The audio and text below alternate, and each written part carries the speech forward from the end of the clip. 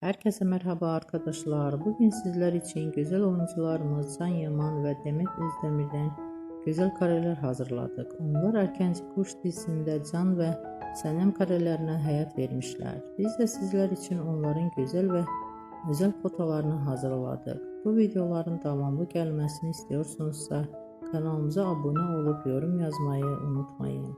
Hoşça kalın.